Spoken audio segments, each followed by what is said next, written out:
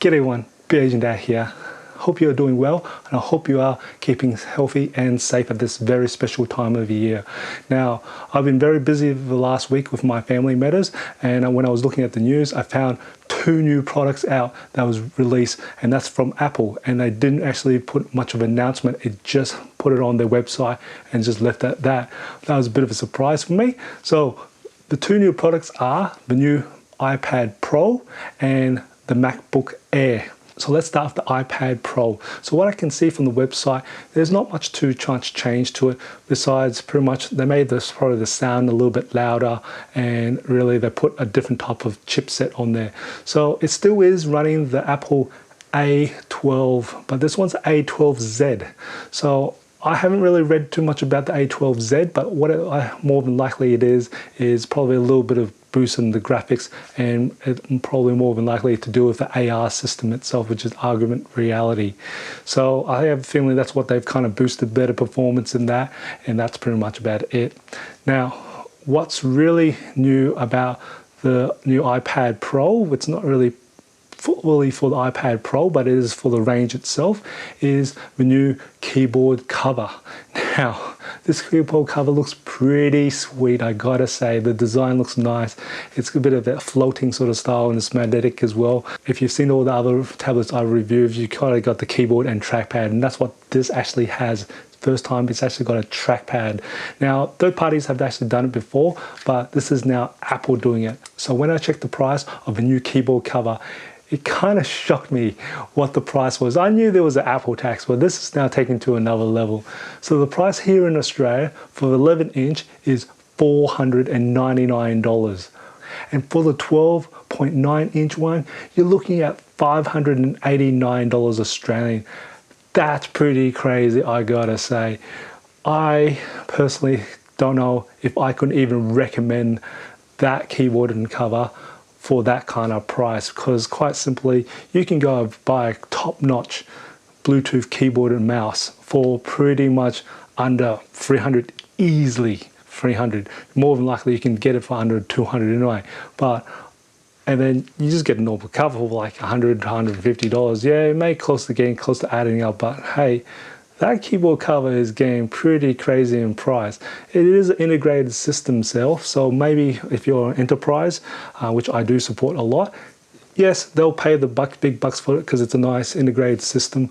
But personally, I don't know if I want to fork out close to $500 or close to $600 for a keyboard cover. Yes, a keyboard cover. That's pretty ridiculous, I think it is. But hey, I'd love to hear your thoughts on that. But for me, that's kind of thing. Now, here in Australia, the starting price of the new iPad Pro, the 11-inch one, you're looking at $1,329. And for the 12.9-inch model, you're looking at the starting price of $1,649. So it's pretty crazy, because once you add the price of the keyboard cover on there, you're well over $2,000 here in Australia. That's now again become a laptop price, and they say this is a laptop replacement. I don't know about that. For some applications, yes, you can. If you're doing simple basic and you do a lot of iPad work, and there are special types of applications built for the iOS, and they're great for that. But if you're saying this is a desktop replacement for really the next computer will be an iPad Pro, I don't know still. There is still a file system problem on there, especially about saving files and then sharing it. But I don't know about the price thing there. Now, I have actually done the review for the Microsoft version of this, which is the Microsoft Surface Pro X. Now, that uses ARM processor, so mobile processor there. So I think that's competing against the iPad Pros there. And that also shocked me in price as well, and that's now very similar in the iPad Pro price once you get the keyboard in there. So those now, which is a bit of an annoyance, because in 2020 I was expecting for these mobile sort of ARM processors to actually bring down the price, but no, they've jacked it up in price. Now, I must say the iPad Pro has one really good thing over this Microsoft Surface Pro X, and that's its App Store. So The Apple App Store is such a very mature system, and there's plenty of apps on there, and there's an amazing amount of apps there so you can actually work a lot of stuff and has a lot of apps for whatever you can try to find anyway. Whereas the Microsoft Store, it is so limiting, it's not funny. It's still a very, very infancy stage there. So you're very hard to find any sort of apps on that there. So that's a big win for the iPad Pro there. Now, could I recommend the new iPad Pro? If you got the iPad 2019 version, I would probably say stick with that because there's not that much improvement onto the new one. And I think you actually can use the new keyboard cover with the 2019. I think that's what I've read in a way. But I don't know until I actually get one in and actually try it out. But if you've got 2019, keep that. I don't think you need to waste your money on upgrading unless you really need the newest, fastest thing in iPad world anyway. But if you've got a much older generation, like 2 to 3 years old generation, and you do find that there's speed boost in there, then go for it. It is going to be the fastest one out there. Now I'm going to continue the recommendations in the end of this video about the iPad Pro.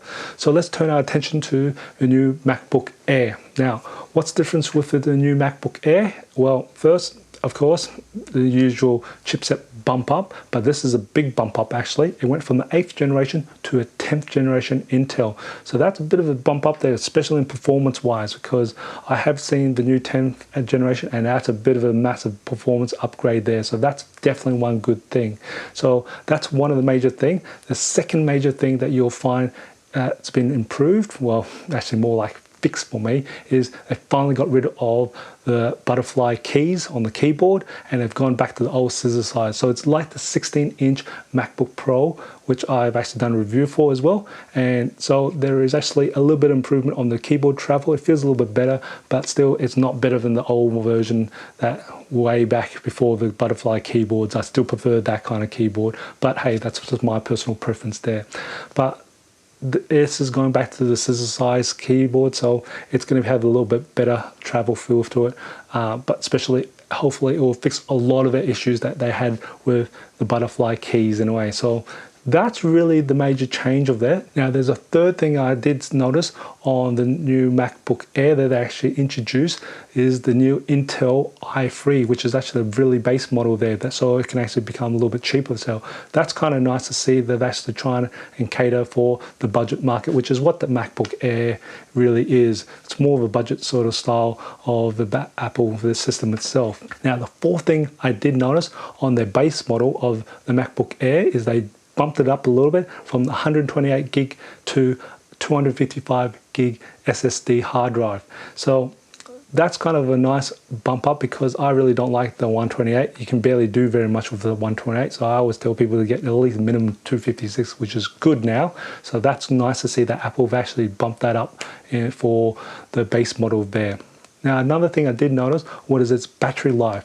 Now the old MacBook Air was stated at 12 hours for the battery life, and the new MacBook Air is 11 hours battery life. Now that's a bit of an interesting one. We've actually lost 1 hour there, and I do notice that going from 8th generation Intel to the 10th generation, it should actually do a little bit better in power wise. So they've probably more than likely put a smaller battery in the new MacBook Air. I'm not sure, I had to really check out the specs on that, but I've just noticed it's a bit of an interesting fact that we've lost 1 extra hour. Now it does have the same display there, so it's a bit of a weird there. So hopefully when I do get it in, we'll have a look what it really is. So let's get down to the price of this new MacBook Air. So I checked on the Apple website for here in Australia. So i3 version, which is this base model, you're looking at $1,599. Now for the i5 version, you're looking at $1,099, so just under $2,000 there. Now that we know the price of the new MacBook Air, I know this question is going to be asked of me. So with the i5 version of the MacBook Air, for the exact same price, you can get a 13-inch base model of the MacBook Pro. And for another $300, you can up the hard drive space of the MacBook Pro. Now, there are actually 4 differences of the MacBook Pro to the MacBook Air, and I'm going to tell you which one I would recommend to get. Now, with the MacBook Pro, it's got 4 Thunderbolt ports. The MacBook Air only has 2. Now, in my personal experience and what I do and what I see a lot of people do is more than likely you would usually hang one Thunderbolt dongle anyway, and that's mostly what you really use. At the most, it would probably be a keyboard or a dock really, and really you always have it charged up as well too, so that's where you use your second one, but sometimes you don't. If you're on the run, then you've got 2 ports. So I don't find really the extra 2 ports that used that much. So really that's not really a selling point, but it could be for you. That could be your selling point to have 2 extra ports there. Then go with the MacBook Pro. The second difference is the MacBook Pro has touch bar. Now the MacBook Air still does not have the touch bar. Now from my personal experience and who I've encountered in the survey I've done, a lot of people don't really use the new touch bar itself, and really it's not that really great useful in itself. There are uses for it, but a lot of times people can do without the new touch bar. But there are a small percentage of people who do use the touch bar, and that would be great. So that will be for that small group. But for myself, and I find a lot of majority of people, they're not really worried about the new touch bar there itself. The third difference is the 13-inch MacBook Pros still runs off that troublesome, unloved butterfly keys. So the MacBook Air wins in that. It has those new scissors keys, and hopefully they should be trouble-free or less trouble than the butterfly keys. Now the fourth difference is, and this is going to be a major one, is the processor there. Now the MacBook Pro runs the 8th generation, like the old MacBook Air, and the new MacBook Air runs a 10th generation, so it's going to be a lot of big speed bump there, and it will also have better graphics in there as well too. So definitely that is a big win for the MacBook Air. So here's my recommendations between the new MacBook Air and the 13-inch MacBook Pro. Go with the MacBook Air unless you need the 2 extra Thunderbolt ports, then go the 13-inch MacBook Pro. So let's jump back to the iPad Pro recommendations. Now Apple are pushing and marketing this new iPad Pro with its new keyboard cover. That could be your next new computer or laptop replacement. Now I find 3 problems about this. First off is its operating system. It doesn't have the ability to switch users or create user profiles, so you can't have multiple people having on this iPad. So it's a bit of annoyance there, because say you're using it for family, you can't switch to someone else's profile. You're stuck with everyone's one single long profile, and that's really annoying. And I'm hoping, ever since they went from iPad OS, they actually introduced that. I still don't see that in their timeline at all. They really need to get that sorted, I think, to really make it more of a communal sort of family use, because that is what it is. It's not just on your personal device these days. It's gone a little bit more than that, and it's always been for families, moved along. So to use for, and plus in a scenario where you're actually giving it to a group of people or a classroom, that can be used as well. So they need to really bring profiling on iPad OS. So the second thing I find a big massive problem with is its price. The new iPad Pro with its keyboard cover is more expensive than the new MacBook Air. Now, there are 2 things I must say is the iPad Pro does have touch and it has a stylus pen, so, and the MacBook Air cannot do that. So if you're in applications that do run that, then stick with the iPad Pro. But to say it's a computer replacement, the MacBook Air will have a fully fledged operating system that you can actually install all the apps, plus it can install the iOS apps and the iPad apps as well too. So that is much more versatile in that sort of sense. So they need to bring down the price of an iPad Pro to probably about $300 to $400 to say that it's now going to be a laptop replacement. But at the moment, it's not because of its price. Now, the third thing I find that's going to be very lacking is external devices support. So what I mean by that is things you connect to the Thunderbolt port.